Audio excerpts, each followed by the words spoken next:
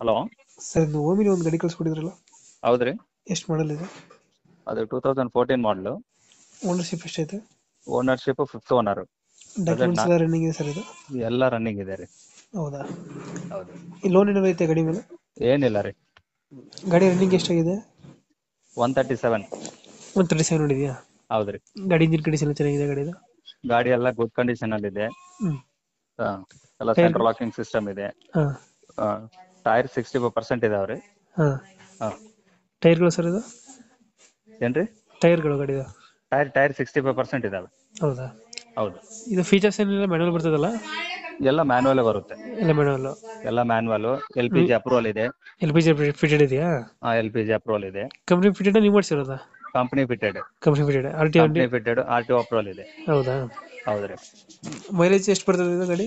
mileage 17 ಇಂದ